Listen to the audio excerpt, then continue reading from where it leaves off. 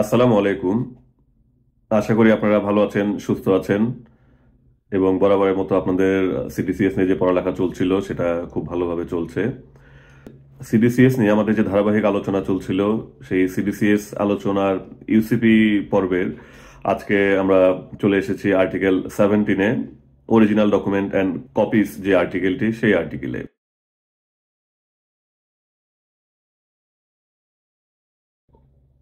Original document and copies নাম শুনেই বোঝা যাচ্ছে যে এখানে অরিজিনাল ডকুমেন্টের রিকোয়ারমেন্ট এবং কপিজ অফ ডকুমেন্টস এর যে অপশনগুলো সেগুলো নিয়ে এখানে আলোচনা করা হয়েছে। এই আর্টিকেলটি খুব বেশি বড় বলা যাবে না, এখানে 5টি পয়েন্ট আছে বা সাব আর্টিকেল আছে। প্রথমে বলা হয়েছে যে অরিজিনাল ডকুমেন্টের রিকোয়ারমেন্টটা কি, তারপরে বলা হয়েছে অরিজিনাল ডকুমেন্টগুলো কিভাবে চিনবেন, তারপর বলা হয়েছে কপিস ডকুমেন্টগুলো কখন দিতে পারবেন বা কখন দিতে পারবেন না। এই এই সংক্রান্ত বিষয়গুলো এই 5টি সাব পয়েন্টে আলোচনা করা হয়েছে। এই আর্টিকেলটি মূলত রিলেটেড বলা যায় যে আমাদের এলসির ফিল্ড 46A ডকুমেন্টস রিকোয়ার্ড, সেই ফিল্ডটির সাথে মূলত এই আর্টিকেলটি রিলেটেড। সেই ফিল্ডে আমরা দেখে থাকি যে আমাদের কি কি ডকুমেন্ট লাগবে: commercial invoice, packing list, bill of lading, insurance document, certificate of origin, এবং এই ধরনের যে ডকুমেন্টগুলো লাগবে সেই ডকুমেন্টগুলোর একটি লিস্ট কিন্তু সেই ফিল্ড 46A-তে দেয়া থাকে। সেই ডকুমেন্টগুলোই যখন প্রেজেন্ট করব, কয়টা অরিজিনাল দেবো, কয়টা কপিজ ডকুমেন্ট দেবো, সেই বিষয়গুলো সাধারণত সেই পয়েন্টটিতে লেখা থাকে। যদি লেখা না থাকে বা যে বিষয়গুলো লেখা নেই সেগুলো ডিফল্ট কতটুকু আমরা ধরে নেব বা বুঝে নেব, এই সংক্রান্ত বিষয়ে এখানে এই আর্টিকেলটিতে আলোকপাত করা হয়েছে। চলুন আমরা চলে যাই ধারাবাহিক সিডিসিএস আলোচনার UCP 600 article 17, original document and copies. Point A তে বলা হয়েছে, at least one original of each document stipulated in the credit must be presented. যে ডকুমেন্টগুলো চাওয়া হবে, কিছু বলা না থাকলে at least one original must be presented। সাধারণত আমরা ফিল্ড 46-এ হয়তো দেখলাম commercial invoice in 3 copies, packing list 3 copies, certificate of origin 2 copies, এই ধরনের বলা থাকে 2 কপিজ, 2 ফোল্ড, ডুপ্লিকেট, ট্রিপ্লিকেট, এরকম নানানভাবে বলা থাকতে পারে। তো আপনার এই যে কমার্শিয়াল ইনভয়েস চাইলো, প্যাকিং লিস্ট চাইলো, বিল অফ লেডিং চাইলো, সার্টিফিকেট অফ অরিজিন চাইলো, ইন্স্যুরেন্স ডকুমেন্ট চাইলো, যেই ডকুমেন্টগুলোই চাক, আর কিছু বলা না থাকলে অন্তত একটা আপনাকে অরিজিনাল দিতে হবে। যেমন বললো যে আপনার 5 কপিজ অফ কমার্শিয়াল ইনভয়েস, তার মানে অ্যাটলিস্ট একটা অরিজিনাল কমার্শিয়াল ইনভয়েস দিতে হবে, বাকিগুলো আপনি কমার্শিয়াল ইনভয়েসের কপি দিতে পারেন। সেই কপিও আবার অনেক রকম হতে পারে, যে অরিজিনাল কমার্শিয়াল ইনভয়েসটি আপনি যা করেছেন সেটা একটা হুবহু ফটোকপি দিয়ে দিতে পারেন, বা কমার্শিয়াল ইনভয়েসটার উপরে কপি লিখে দিতে পারেন, বা কিছু না লিখে আপনি অরিজিনালটাও কিন্তু আসলে সাবমিট করতে পারেন। বলা হয়েছে at least one original should be presented. 3টা কপি চাওয়া হয়েছে, 5টা কপি চাওয়া হয়েছে, অ্যাটলিস্ট ওয়ান অরিজিনাল দিয়ে বাকিগুলো আপনি কপি দিয়ে দিতে পারেন। কিন্তু সবগুলোই কপি দিয়ে দিলে কিন্তু এখানে হবে না। এই পয়েন্টটিতে আলোকপাত করা হলো যে অরিজিনাল কতগুলো দিতে হবে। এখন অরিজিনালতে বলেছে যে at least one original should be present. এখন এখানে কথা আছে যে যদি আর কিছু বলা না থাকে, এখন যদি আর কিছু বলা থাকে তখন কি হবে? তো যদি আর কিছু বলা থাকে ডেফিনেটলি তখন সেই যদি আর কিছুতে যা বলা থাকবে সেই অনুযায়ী কাজ করতে হবে। যেমন বিল অফ লেডিং, আপনাকে বলা হয়েছে যে at least one original should be presented. এখন বিল অফ লেডিং এ আমরা মোর অর লেস দেখি স্ট্যান্ডার্ড প্র্যাকটিস বা এলসিতেও স্ট্যান্ডার্ড রিকোয়ারমেন্ট 3 অরিজিনাল ইস্যু করা হয়। বিল অফ লেডিং এও মেনশন থাকে নাম্বার অফ অরিজিনাল ইস্যুড 3, বা ইন্স্যুরেন্স ডকুমেন্টে অনেক সময় পাওয়া যায় যে ইস্যুড ইন ডুপ্লিকেট। তো এই ডকুমেন্টগুলোতে যদি এরকম মেনশন থাকে যে কতগুলো অরিজিনাল ইস্যু করা হয়েছে, তখন কিন্তু যেমন বিল অফ লেডিং এর ক্ষেত্রে যতগুলো অরিজিনাল ইস্যু করা হয়েছে আর কিছু বলা না থাকলে আপনাকে কিন্তু সবগুলো অরিজিনালি প্রেজেন্ট করতে হবে। ইন্স্যুরেন্স ডকুমেন্টে যে অরিজিনালগুলো বলা হয়েছে সবগুলো প্রেজেন্ট করতে হবে। তো এই জন্য বলা হয়েছে at least one original of each document should be presented. এটা হচ্ছে জেনারেল কেস, নর্মাল কেস। তবে যেটা বলা হলো যে যদি বিল অফ লেডিং এ মেনশন করা থাকে যে 3টি অরিজিনাল ইস্যু করা হয়েছে, তখন কিন্তু আপনাকে আসলে সেই 3টি অরিজিনালি প্রেজেন্ট করতে হবে, যদি অন্য কিছু বলা না থাকে। অনেক সময় ডিসপোজাল ইনস্ট্রাকশন থাকতে পারে যে একটি প্রেজেন্ট করতে হবে, বাকি দুটি অন্য কিছু করতে হবে। এ ধরনের ডিসপোজাল ইনস্ট্রাকশন না থাকলে তখন আপনাকে 3টি অরিজিনাল ডকুমেন্টই কিন্তু আসলে প্রেজেন্ট করতে হবে। যেমন বিল অফ লেডিং ইস্যু করা হয়েছে 3 অরিজিনাল, যদিও পয়েন্ট 1-এ আমাদেরকে বলা হয়েছে at least 1 original should be presented. At least 1 বলেছে, ম্যাক্সিমাম কত সেটা কিন্তু বলা নাই। বিল অফ লেডিং হচ্ছে বিশেষ ধরনের ডকুমেন্ট। এখানে যদি বলা থাকে যে 3টি অরিজিনাল ইস্যু করা হয়েছে, আপনাকে কিন্তু 3টি অরিজিনালি প্রেজেন্ট করতে হবে। তবে অনেক সময় আবার এলসিতে মেনশন থাকে যে 3টি অরিজিনালের মধ্যে 2টি অরিজিনাল প্রেজেন্ট করতে হবে, অন্য একটি অরিজিনাল প্রেজেন্ট করতে হবে না। কিন্তু বলা থাকে যে সেটা ডিসপোজাল ইনস্ট্রাকশন কি হবে, যে সেটা অন্য কাউকে পাঠাতে হবে নাকি ডিস্ট্রয় করে ফেলতে হবে বা কি করতে হবে। এই ধরনের ডিসপোজাল ইনস্ট্রাকশন যদি থাকে, তখন কিন্তু আপনি আবার 3টি পাঠিয়ে দিতে পারবেন না, সে ডিসপোজাল ইনস্ট্রাকশন অনুযায়ী কাজ করতে হবে।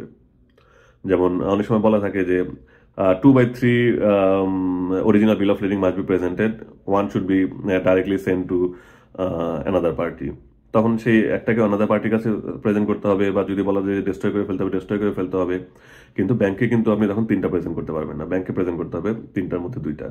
তবে যদি কিছু বলা না থাকে ব্যাংকে, ডিসপোজাল ইনস্ট্রাকশন যেমন 2/3 should be presented to the bank, remaining 1 সম্পর্কে সাইলেন্ট, তখন কিন্তু চাইলে আপনি আবার 3টি অরিজিনালি ব্যাংকে পাঠিয়ে দিতে পারেন। তো এটা নিয়ে আসলে অত এই স্টেজে অত ডিপলি আলোচনার কিছু নেই, সেগুলো পরে আমরা সময় মতো দেখে নেব। কিন্তু আজকের আলোচনায় বা আজকের পয়েন্টটির মূল বক্তব্য হচ্ছে at least 1 original of each document should be presented. যে ডকুমেন্টগুলো চাওয়া হয়েছে জেনারেলি অন্য কিছু বলা না থাকলে তার অন্তত একটা অরিজিনাল প্রেজেন্ট করতে হবে। কিছু এক্সেপশন কেস আছে, যেমন বিএলএ ক্ষেত্রে বললাম বা ইন্স্যুরেন্স ডকুমেন্টের ক্ষেত্রে বললাম। তো সেগুলো এক্সেপশনগুলোকে আপাতত এক্সেপশন ধরি, আমরা জেনারেলি যেটুকু বুঝলাম সেটুকু ধরে আগাই। তো বলেছে at least 1 original should be presented. এখন অরিজিনাল ডকুমেন্টটা চেনার উপায় কি, অরিজিনাল ডকুমেন্ট চেনার উপায় কি সেটা নিয়ে আমাদের পরবর্তী পয়েন্টগুলোতে আলোচনা করা আছে। চলুন আমরা পয়েন্ট বিতে যে দেখে নিই যে কি বলা আছে। UCP 600 article 17 original document and copies, point B. Point বিতে বলা হচ্ছে a bank shall treat as an original any document bearing an apparently original signature, mark, stamp or label of the issuer of the document, unless the document itself indicates that it is not an original। এই sub আর্টিকেলটি যেটি বলা হচ্ছে তা হচ্ছে কোন document original ধরে নেওয়ার যে আপনার কিছু ক্রাইটেরিয়া, তার মধ্যে একটি এখানে বলা হচ্ছে। সেই ক্রাইটেরিয়া হচ্ছে ব্যাংক কোন একটা ডকুমেন্টকে অরিজিনাল ধরে নেবে যদি সেখানে কি থাকে, ডকুমেন্ট ইস্যুয়ারের অরিজিনাল সিগনেচার, মার্ক, স্ট্যাম্প আর লেভেল। ডকুমেন্ট ইস্যুয়ারের অরিজিনাল স্ট্যাম্প, সিগনেচার, মার্ক আর লেভেল যদি থাকে সেটাকে অরিজিনাল ধরে নেবেন। তো এই প্রসঙ্গে আমরা আর্টিকেল 3-তে সিগনেচার যেই প্যারাগ্রাফটা ছিল ওইটাতে কিন্তু গেলে আমরা একটু বিস্তারিত জানতে পারবো যে সিগনেচার বলতে ইসিপি আসলে কি বোঝায়। এখানে এই আর্টিকেলটির বক্তব্য হচ্ছে আর্টিকেল 17-এ পয়েন্ট বি এর বক্তব্য হচ্ছে কোন ডকুমেন্টে যদি ডকুমেন্ট ইস্যুয়ারের সিগনেচার, স্টাম্প, লেভেল বা মার্কিং থাকে তবে সে ডকুমেন্টটাকে অরিজিনাল ধরে নিতে হবে। তো মূলত যদি সিগনেচার থাকে তাহলে সেটাকে অরিজিনাল ধরে নিতে হবে। আর সিগনেচার বলতে কি বোঝায় সেটা আবার আর্টিকেল 3-তে ইন্টারপ্রিটেশন যে আর্টিকেলটি ছিল সেখানে কিন্তু সিগনেচারের একটি আরেকটু এলাবোরেট একটা ডেফিনেশন দেওয়া ছিল যে সিগনেচার বলতে আসলে কি বোঝায়। Document may be signed by handwriting, facsimile signature, perforated signature, stamp, symbol or any other mechanical or electronic method of authentication। তার মানে ডকুমেন্টে সাইন থাকতে হবে বললে সিগনেচার থাকতে পারে, ইলেকট্রনিক সিগনেচার থাকতে পারে, ফ্যাক্সিমিল সিগনেচার থাকতে পারে, মেকানিক্যাল সিগনেচার থাকতে পারে, সিম্বল থাকতে পারে, যে কোনো অনেক কিছুকেই কিন্তু আসলে সিগনেচার বলা যায়। আমরা যেটুকু বুঝি সিগনেচার বলতে একটু হাতে একটু প্যাচ মেরে দিবে, জেলাপির প্যাচ, সেই জেলাপির প্যাচই কিন্তু আসলে অনলি সিগনেচার না, জেলাপির প্যাচ ছাড়াও আরো অনেক রকম সিগনেচার থাকতে পারে। তো সবগুলোকে সিগনেচার হিসেবে ধরা হচ্ছে। তেমনি এখানেও বলা হচ্ছে যে অরিজিনাল ডকুমেন্ট চাওয়া হবে, সেই অরিজিনাল ডকুমেন্ট হওয়ার কয়েকটা ক্রাইটেরিয়ার একটা ক্রাইটেরিয়া হচ্ছে সেখানে ডকুমেন্ট ইস্যুয়ারের সিগনেচার, সিম্বল, স্টাম্প বা লেভেল এ ধরনের কিছু থাকতে হবে। এ ধরনের কিছু থাকলে সেই ডকুমেন্টটাকে অরিজিনাল হিসেবে ধরে নেওয়া হবে। কোন একটা ডকুমেন্টের নিচে একটা জেলাপির প্যাচ বা হ্যান্ড রাইটিং সিগনেচার, ওকে, সেটা অরিজিনাল। সেখানে ডকুমেন্ট ইস্যুয়ারের অরিজিনাল স্ট্যাম্প, ওকে, অরিজিনাল। অরিজিনাল মার্ক, সেটাকে অরিজিনাল ধরে নেওয়া হবে, বা লেবেল, সেটাকেও অরিজিনাল ধরে নেওয়া হবে। যদিও পরে আবার লাস্ট লাইনটা বলেছে যে একটা এক্সেপশন রুল আছে। সেই এক্সেপশন রুলটি হচ্ছে unless the document itself indicates that it is not an original. Unless the document indicates that it is not an original. তার মানে প্রথমে আমরা দেখলাম যে অরিজিনাল ডকুমেন্টের বলেছি কয়েকটা ক্রাইটেরিয়ার মধ্যে একটা ক্রাইটেরিয়া এই পয়েন্ট বিতে আলোচনা করা আছে। সেই ক্রাইটেরিয়াটা হচ্ছে ডকুমেন্ট ইস্যুয়ারের সিগনেচার থাকতে হবে। একদম সিম্পলটা ধরে নিলাম, বেসিকটা ধরে নিলাম, সিগনেচার থাকতে হবে। আপনার যে এই ইনভয়েসটি, সেই ইনভয়েসের নিচে ডকুমেন্ট ইস্যুয়ারের অরিজিনাল সিগনেচার, একটি জেলাপি প্যাচ দেখতে পাচ্ছেন। এই জেলাপির প্যাচ দিয়ে আমরা বুঝে নিলাম যে এটা ডকুমেন্ট ইস্যুয়ারের অরিজিনাল সিগনেচার। কিন্তু নিচের পয়েন্টটা কি বললো? Unless the document itself indicates that it is not an original. তো জেলাপি প্যাচ দেখে আমরা বলেছি যে হ্যাঁ অরিজিনাল সাইন, তার মানে ডকুমেন্টটাই অরিজিনাল। কিন্তু ওই দেখেন উপরে বলা আছে যে কপি বা নট অরিজিনাল। তো এই যে যখন উপরে বলা থাকলো যে কপি, তখন যতই আপনার অরিজিনাল সিগনেচার দেন ডকুমেন্ট ইস্যুয়ারের, যতই সুন্দর যে জিলাপির প্যাচই দেন, সেই ডকুমেন্টটা কিন্তু তখন এই মেরিটটা নষ্ট হয়ে যাচ্ছে এই উপরের কথাটির কারণে, যে বলেছে কপি। তো unless the document indicates that it is not an original. ডকুমেন্টে লেখা আছে যে কপি, সেখানে বাকি সবকিছু অরিজিনাল হলেও ডকুমেন্টটি আসলে কপি। তো এই ছিল এখানকার আলোচনা। আমরা পরবর্তী পয়েন্টে চলে যাই। পরবর্তী পয়েন্টে অরিজিনাল ডকুমেন্ট হওয়ার আরো কিছু ক্রাইটেরিয়া বলা আছে। তো আমরা দেখি যে অরিজিনাল ডকুমেন্ট হওয়ার পরবর্তী মানে আরো অ্যাডিশনাল ক্রাইটেরিয়া গুলো কি। UCP 600 article 17 original document and copies, point C. Point সিতে আবার বলেছি যে অরিজিনাল ডকুমেন্ট হওয়ার ক্রাইটেরিয়া গুলো পয়েন্ট বিতে আলোচনা করা ছিল। পয়েন্ট বির মূল বক্তব্য ছিল যে অরিজিনাল সিগনেচার, মার্ক, সিম্বল বা স্ট্যাম্প হলেই হবে ইস্যুয়ারের, যদি না ডকুমেন্ট অন্য কিছু বলে থাকে। তো এখানেও আরো দু একটা ক্রাইটেরিয়া বলা আছে, এবং এখানেও কিন্তু ওই যদি না ডকুমেন্ট অন্য কিছু বলে থাকে এই কথাটা বলা আছে। যদি না ডকুমেন্ট অন্য কিছু বলে থাকে মানে তো আমরা বুঝেছি যে যদি ডকুমেন্টে লেখা থাকে কপি, যদি ডকুমেন্টে লেখা থাকে নট অরিজিনাল, যদি ডকুমেন্টে লেখা থাকে ফটোকপি, এই ধরনের কোনো কথাবার্তা না থাকলে আমরা অরিজিনাল ধরে নেব এই ক্রাইটেরিয়াগুলো মিট করলে। ক্রাইটেরিয়াগুলো কি? পয়েন্ট সিতে বলা আছে আনলেস আ ডকুমেন্ট ইন্ডিকেটস আদারওয়াইজ। এই যে এক্সেপশন হিন্টগুলো, আনলেস আ ডকুমেন্ট ইন্ডিকেটস আদারওয়াইজ, ডকুমেন্ট যদি অন্য কিছু না বলে তাহলে এই বিষয়গুলো থাকলে আমরা অরিজিনাল ধরে নেব। তো সেই বিষয়গুলো কি? Bank will also accept a document as original if it Roman 1 appears to be written, typed, perforated or stamped by the document issuer's hand. It appears to be written, typed, perforated or stamped by the document issuer's hand. এখন document ইস্যুয়ার্স hand, document normally প্রিপারেশনের কথা বেনিফিশিয়ারির কিছু আদার এজেন্সির, আদার কম অর্গানাইজেশনের, যেমন বিল of leading হতে পারে, insurance document হতে পারে, সার্টিফিকেট অফ অরিজিন হতে পারে। এগুলো রেসপেক্টিভ অর্গানাইজেশনের ইস্যু করার কথা, বা বেনিফিশিয়ারি নিজেও কিছু কিছু ইস্যু করতে পারে।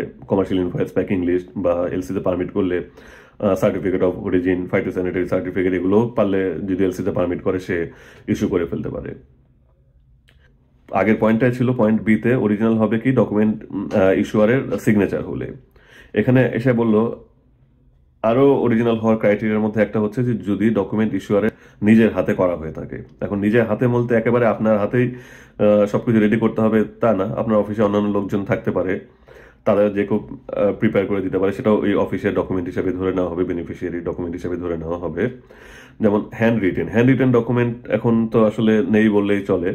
তো তারপরে যদি হ্যান্ড রিটেন থাকে, ডকুমেন্টে পারফোরেশন থাকে, এই ক্রাইটেরিয়াগুলো বা স্ট্যাম্প থাকে, সে আগের কথাটাই মোরলেস রিপিট করছে। বা ওই আর্টিকেল 3-র যেই সিগনেচারের যেই ডেফিনেশনটা ছিল, সেই সিগনেচারের ডেফিনেশনের মধ্যে কিন্তু এই পারফোরেশন, এই মার্ক, এই স্ট্যাম্প, এই কথাগুলোই বলা ছিল। তো এখানে অ্যাডিশনাল একটা যোগ করেছে যে হাতে লেখা ডকুমেন্ট হলে, ডকুমেন্ট ইস্যুয়ার নিজে কর্তৃক পারফোরেটেড হলে, ডকুমেন্ট ইস্যুয়ার কর্তৃক স্ট্যাম্পড হলে, এগুলোকেও তখন ধরে নেওয়া হবে যে অরিজিনাল ডকুমেন্ট। তারপর হচ্ছে রোমান 2, পয়েন্ট সি, রোমান 2তে বলা হয়েছে a bank will also accept a document as original if it appears to be on the document issuer's original stationery. Document ইস্যুয়ারের অরিজিনাল স্টেশনারি হলেও সেটা অরিজিনাল হবে। অরিজিনাল স্টেশনারি বলতে সাধারণত ওই লেটার হেড প্যাডটাকে বলা যেতে পারে যে হ্যাঁ, ডকুমেন্ট ইস্যুয়ারের লেটার হেড প্যাডে ইস্যু হয়েছে মানে এটা অরিজিনাল। তার মানে আগের ক্রাইটেরিয়াতে ছিল যে ডকুমেন্ট ইস্যুয়ার কর্তৃক সাইন্ড হলে সেটা অরিজিনাল হবে। এখানে এসে আরো অ্যাডিশনাল ক্রাইটেরিয়াগুলোর মধ্যে বলছে যে অরিজিনাল স্টেশনারিতে হলেও সেটা অরিজিনাল হবে। তার মানে একটা যদি ডকুমেন্ট ইস্যুয়ারের ফর এক্সাম্পল বেনিফিশিয়ারির নিজস্ব প্যাডে, ফর এক্সাম্পল অ্যাপল হচ্ছে বেনিফিশিয়ারি, অ্যাপল ইনকর্পোরেটেড, অ্যাপলের প্যাডে কোনো একটা ইনভয়েস তৈরি করা হলো কিন্তু সেখানে কোনো সাইন নেই, তাহলেও কিন্তু সেটাকে আপনি অরিজিনাল ধরে নেবেন।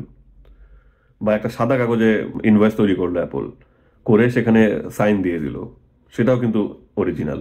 কারণ পয়েন্ট বিতে বলেছিল যে original signature, stamp, mark or level এগুলো থাকলে একটা সাদা কাগজ, কমার্শিয়াল ইনভয়েস সাদা কাগজে বানিয়েছেন, বানিয়ে নিচে হচ্ছে অ্যাপলের কারো অথরাইজ পার্সনের সিগনেচার, মার্ক, স্ট্যাম্প বা লেভেল থাকলে আপনি সেটাকে অরিজিনাল ধরে নেবেন।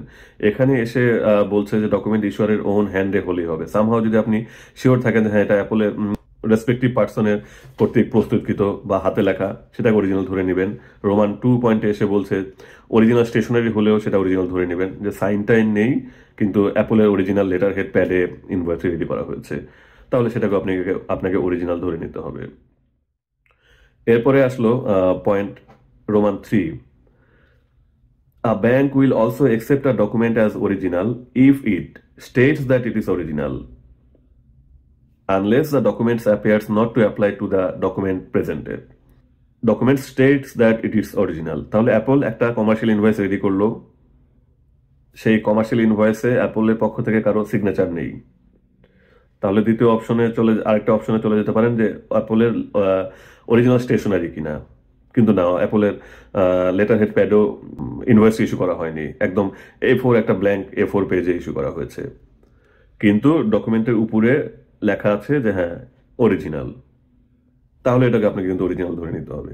তার মানে অরিজিনাল হওয়ার কিন্তু আমরা দেখছি যে অনেকগুলো অপশন আছে, যে কোনো একটা অপশন হলেই কিন্তু অরিজিনাল ধরে নেওয়া যাবে। অরিজিনাল সিগনেচার, স্ট্যাম্প, মার্ক বা লেভেল হতে পারে, তারপর ডকুমেন্ট ইস্যুয়ারের ওন হ্যান্ডে ইস্যু করা হতে পারে, বা তার নিজের হাতে মার্ক করা, পারফোরেটেড করা, এগুলো থাকতে পারে, তাতে অরিজিনাল ধরে নেব। অথবা অরিজিনাল স্টেশনারি হতে হবে, অথবা ডকুমেন্টের উপর লেখা থাকতে হবে যে অরিজিনাল। তার মানে আমরা অ্যাপলের একটা ইনভয়েস পেয়েছি যে এতগুলো আইফোন, এতগুলো আইপ্যাড, এতগুলো ম্যাকবুক, কিন্তু সেখানে কারো সাইন নেই। তারপরে অপশনে চলে গেলাম যে অ্যাপলের লেটার হেড প্যাডে কিনা, তাও না, তাহলে আপনি কিভাবে আসলে অরিজিনাল ধরে নেবেন? কিন্তু ডকুমেন্টে লেখা আছে যে অরিজিনাল। তাহলে আপনাকে যদি একটা ইনভয়েস দেয়, এই আলোচনা থেকে আমরা যা বুঝতে পারছি, একটা ইনভয়েস দেয়, অ্যাপলের লেটার হেড প্যাড নেই, অ্যাপলের সাইন নেই, 4টা কপি দিয়েছে, আপনি ইনভয়েস 4 কপিস চেয়েছিলেন, 4টা পেজ দিয়েছে, তাহলে আপনি সেটাকে অ্যাকসেপ্ট করবেন কিনা? এই ডেফিনেশন অনুযায়ী কিন্তু আমরা সেগুলোকে অ্যাকসেপ্ট করব।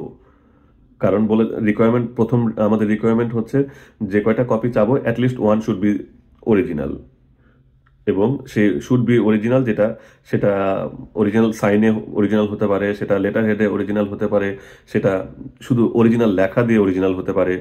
তার মানে আপনি 4টা কপি পেয়েছেন, সবগুলো ব্ল্যাঙ্ক, নাই লেটার হেড, নেই সিগনেচার, কিন্তু একটাতে শুধু অরিজিনাল লেখা আছে, তার মানে কিন্তু আপনার ফুল সেটটা অ্যাকসেপ্টেবল। এই আলোচনা থেকে আমরা কিন্তু আসলে যেটুকু বুঝলাম।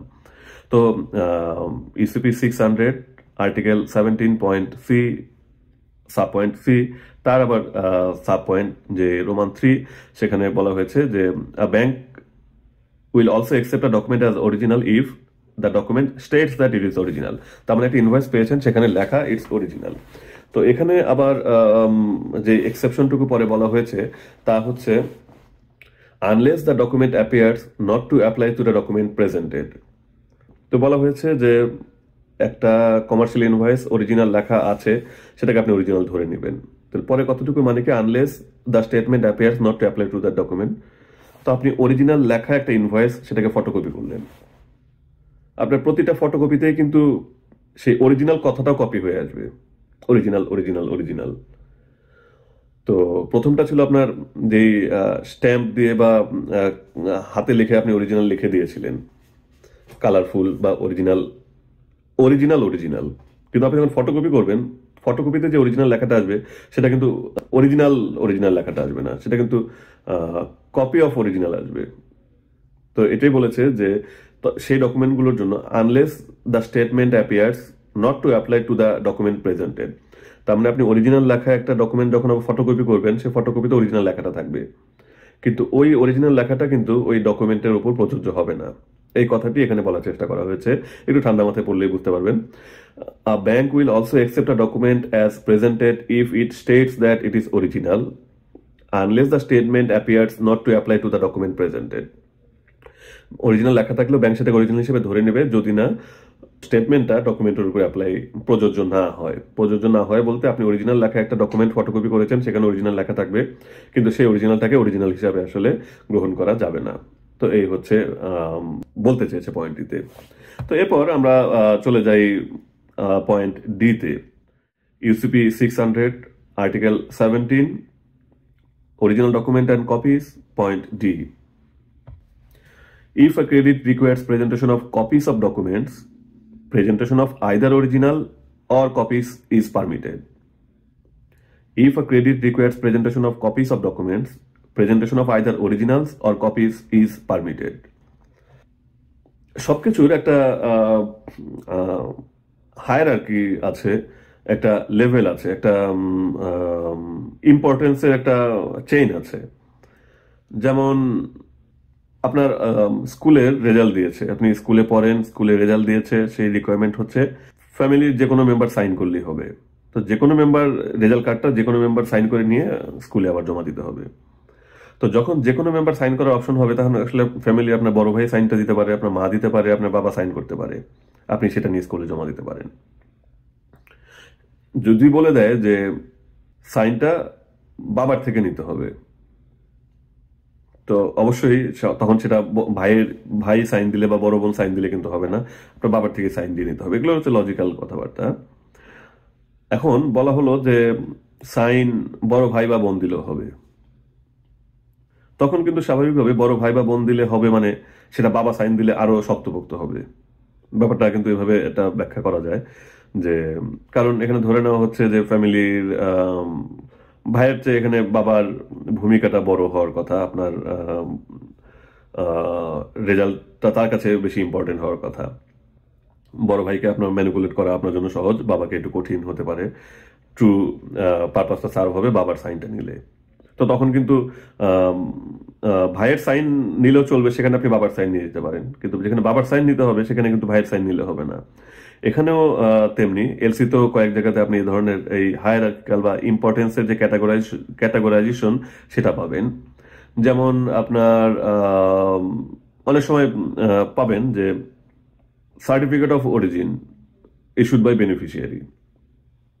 এলসিতে রিকোয়ারমেন্ট হচ্ছে certificate of origin issued by beneficiary. তখন যদি আপনি certificate of origin chamber of commerce কর্তৃক ইস্যুকৃত সার্টিফিকেট অফ অরিজিন দেন, সেটাও কিন্তু অ্যাকসেপ্টেবল হবে।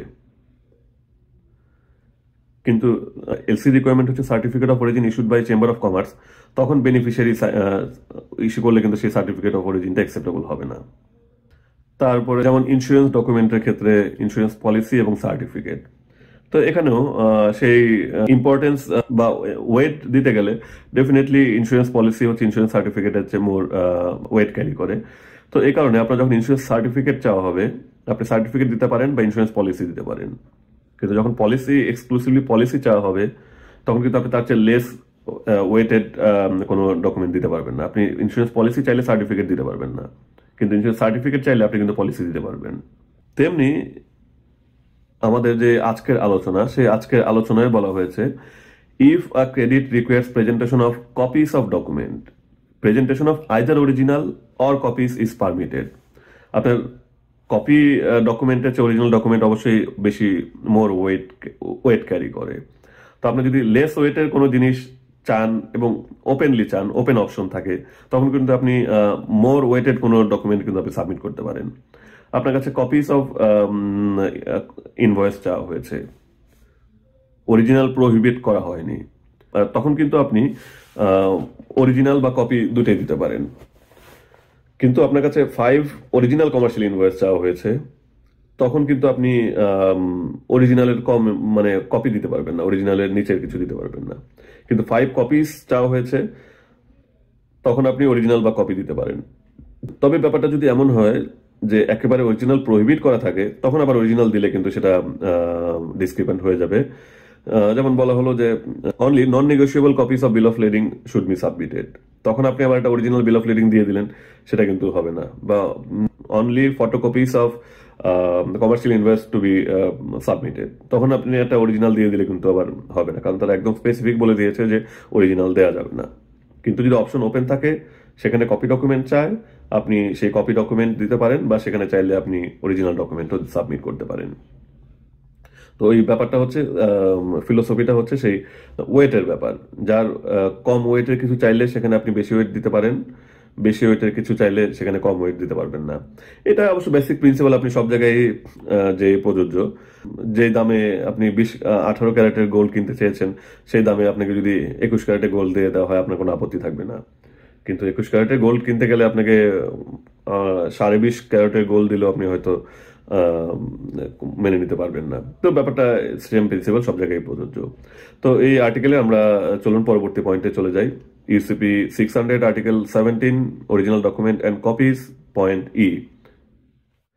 If a credit requires presentation of multiple documents by using the terms such as in duplicate, in twofold, or in two copies, this will be satisfied by presentation of at least one original and the remaining number in copies, except when the document itself indicates otherwise. তো এই যে শেষ পয়েন্টগুলো যে আমরা বলছি যে exceptional point, তৃতীয়বারের মতো কিন্তু এখানে আবার পেলাম। পয়েন্ট বিতে পেয়েছিলাম, পয়েন্ট সিতে পেয়েছিলাম, এবং পয়েন্ট ইতেও পেলাম, except when the document itself indicate otherwise. তো এটা কিন্তু বাই দিস টাইম আমরা কিছুটা বুঝে গেছি যে এই কথাটার মানে কি। দ্য ডকুমেন্টে অরিজিনাল লেখা বা এই ধরনের কথাবার্তাগুলো যদি থাকে, তাকে অরিজিনাল ধরে নেওয়া হবে, কিন্তু খেয়াল রাখতে হবে যে সেই স্টেটমেন্টটা সে ডকুমেন্টের জন্য প্রযোজ্য কিনা, প্রযোজ্য না হলে তখন আবার অরিজিনাল ধরে নেওয়া যাবে না, এই ধরনের ব্যাপার স্যাপার ছিল। তো আগের দুইটা এই এক্সেপশন রুল হচ্ছে, এখানে এক্সেপশন রুল একটু ডিফারেন্ট, সেটা আমরা একটু পরে বলছি, আগে আমরা প্রথম থেকে আলোচনা করে আসি। If a credit requires presentation of multiple documents by using the term such as in duplicate, in two fold, in two copies, this will be satisfied by the presentation of at least one original and the remaining number in copies, except when the document itself indicate otherwise. এখানে যে কথাটা বলা হয়েছে যে in two fold, in two copies, duplicate, এগুলোর মানেও হচ্ছে কিন্তু আসলে টোটাল নাম্বারটা। ইন ডুপ্লিকেট মানে 2 copy, in ট্রিপ্লিকেট 3 copy, in 4 fold 4 copy, এই ব্যাপারটাই কিন্তু এখানে বলা হয়েছে। তো যখন আপনাকে ইন ডুপ্লিকেট বা ইন ট্রিপ্লিকেট চাওয়া হলো, তার মানে হচ্ছে আপনাকে 3 কপি দিতে বলা হলো। 3 কপি যখন দিতে বলা হলো, তখন যে কথাটা বলেছে এরা পরবর্তীতে, সেটা কিন্তু আমাদের আবার যে এই আর্টিকেলটি শুরু হলো পয়েন্ট এর কনসেপ্টটি কিন্তু এখানে আবার খানিকটা রিপিট করা হয়েছে। পয়েন্ট এতে কি বলা হয়েছিল, ব্যাংকের যেই ডকুমেন্টগুলো চাওয়া হবে, at least one original should be presented. আপনার 3টে ইনভয়েস চাওয়া হলো, 4টা প্যাকিং লিস্ট চাওয়া হলো, 5টা সার্টিফিকেট অফ অরিজিন চাওয়া হলো, যাই চাওয়া হোক না কেন, at least one should be original. এখানেও তাই বলা হচ্ছে, in duplicate, in triplicate, in two fold, যাই বলুক, তার মানে হচ্ছে কতগুলো কপি চাওয়া হয়েছে। অতগুলো কপি চাওয়া হয়েছে মানে তার মধ্যে at least one should be original. Commercial invoice in ট্রিপ্লিকেট, তার মানে 3 কপি কমার্শিয়াল ইনভয়েস চাওয়া হয়েছে, আর 3 কপি কমার্শিয়াল ইনভয়েস চাওয়া হলে at least one should be original. তো এই হচ্ছে ব্যাপারটা। এখানে শেষে একটু যে কথাটা আছে, তো except when the document itself indicate otherwise, তো এই কথাটা বলেছিলাম যে আগে আরো 2বার ছিল, সেই 2বারের চেয়ে এবার একটু আলাদা। সেটা হচ্ছে যেমন আপনি বিল অফ লেডিং ইন 3 ফোল্ড বা ইন ট্রিপ্লিকেট, তো বিল অফ লেডিং যখন 3টা অরিজিনাল ইস্যু করা হবে, বিল অফ লেডিং এর 3টা অরিজিনালি কিন্তু প্রেজেন্ট করতে হবে। কিংবা ইন্স্যুরেন্স সার্টিফিকেট যদি ডুপ্লিকেট ইস্যু করা হয়, তখন কিন্তু ওই 2 কপি আসলে প্রেজেন্ট করতে হবে। তো এগুলো হচ্ছে আপনার এই কমন রিকোয়ারমেন্ট। এটুকুই আসলে বলা যায় যে আমাদের আজকের আলোচনা, কারণ আর্টিকেলটায় অরিজিনাল ডকুমেন্ট এবং কপিস নিয়ে বলা হয়েছে। মূল ব্যাপারটা হচ্ছে আপনার অরিজিনাল ডকুমেন্টটাকে চিনে নিতে পারাটাই হচ্ছে মূল বিষয়, এখানে এটুকুই বোঝানোর চেষ্টা করা হয়েছে। আর এই রিলেটেড আইএসবিপির কিছু পয়েন্ট আছে, সেগুলো দেখে নিলে আপনাদের কনসেপ্ট আরো ক্লিয়ার হবে আশা করি। আইএসবিপিতে আরো ইলাস্ট্রেটিভলি বলা আছে। তো আজ এ পর্যন্তই। আমাদের পরবর্তীতে আমরা আবার আর্টিকেল 18 নিয়ে হাজির হব। বরাবরের মতোই বলছি, আপনারা ভিডিওগুলো দেখতে থাকুন, নিজেরা সেলফ ডেভেলপ করতে থাকুন, পড়তে থাকুন, ভুল পেলে সেটা ধরিয়ে দেওয়ার চেষ্টা করুন।